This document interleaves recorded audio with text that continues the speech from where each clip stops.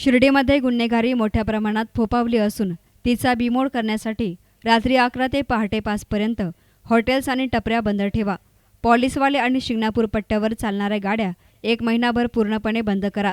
8 मार्चला शहरामधील 100% अतिक्रमण काढले जातील. त्यात कोणीही हस्तक्षेप करू नये.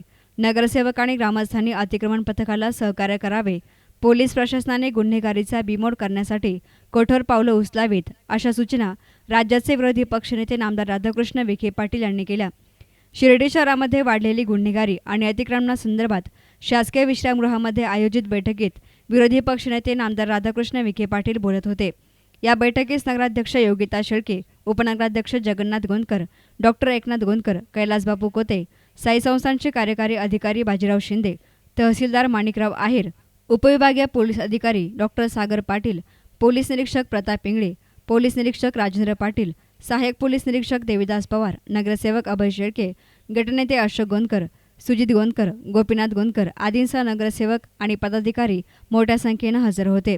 तहसील कार्यालयामधून बोगस दाखले दिल्यामुळे कोणीही शिर्डीमध्ये येऊन व्यवसाय करत आहे. गुन्हेगारांचे पाळेमूळ उखडून टाकण्यासाठी महिनाभर पॉलिसी प्रक्रिया पूर्णपणे थांबवून पालिसवाल्यांना नगरपंचायतीने ओळखपत्र आणि ड्रेस कोड सक्तीचे करावे. रात्रीच्या वेळी साईभक्तांना लुटण्याचे प्रमाण वाढल्यामुळे रात्री 11 ते पहाटे 5 वाजेपर्यंत हॉटेल्स आणि टपऱ्या बंद ठेवा. यावेळी रस्त्यावर दिसणाऱ्यांविरुद्ध कडक कारवाई करा, अशा सूचनाही नामदार विखे पाटील यांनी दिल्या. शहरामध्ये मोठ्या प्रमाणात अतिक्रमण झाले आहेत. याचा त्रास साईभक्तांना होत आहे. अतिक्रमण मोहीम 8 मार्चला राबवणार आहे. 100% अतिक्रमण काढले जातील. यात कोणीही हस्तक्षेप करू नये, अशा सूचना देखील या प्रसंगी राधाकृष्ण विखे पाटील यांनी दिल्या. पुढचे 1 महिनाभर तुम्ही सध्या ही पूर्णतः पॉलिसी प्रक्रिया मुलांची प्रक्रिया थांबवा. 1 महिना मान्य का आपल्याला? 31 मार्चपर्यंत थांबवायचं. उद्यापासून कारवाई करू आणि तोपर्यंत तुम्ही नियमावली तयार की मग त्या पॉलिसीच्या कामाची काम करण्याचं जो आयडेंटिटी कार्ड हे कोणाला द्यायचं ते नगरपालिकेने इश्यू करा. मग तो शिर्डी मतदारसंघातला घेतला नागरिकांना हे तुम्हाला नियम जाहीरपणे करायची गरज नाही.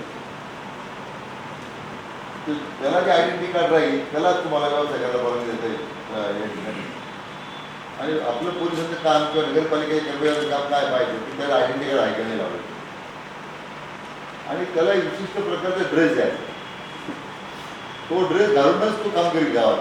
तो घरी घरून कसंही उडलं उडाला पण इथं शिर्डी झाला की त्यांनी तो अमुक रंगाचा टी-शर्ट, अमुक रंगाचा शर्ट, बुश शर्ट असतो ना आपला अंगाचा बुश शर्ट आणि अमुक रंगाची पॅन्ट आणि त्याला ते आयडेंटिटी कार्ड ते गळ्यात घालायचं, गळ्यात घालायचं. ते दिसलं की तो पोलीसवाला आहे. त्या नगरपालिकेची परवानगी हे नगरपालिकेच्या कर्मचाऱ्यांनी आणि पोलिसांनी त्याच्यावर पण दिसतात आठामध्ये तुम्हाला ठराव करायची गरज नाही. लिखित स्वरूपाची अंमलबजावणी फक्त तुम्ही त्या पद्धतीने करा की तो आपल्या मतदारसंघात म्हणजे मग पुढेही मला कायदेशीर अर्ज केला. शिर्डीत गुन्हेगारी मोठ्या प्रमाणात वाढली असून गोळीबार आणि चाकू हल्ल्याच्या घटनांनी शिर्डी हादरवून गेले आहे.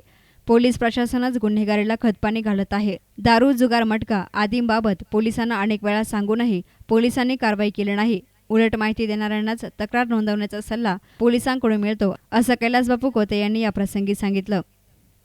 कॅमेरा पर्सन अजिंक्य गोरे, एस9 मीडिया, शिर्डी.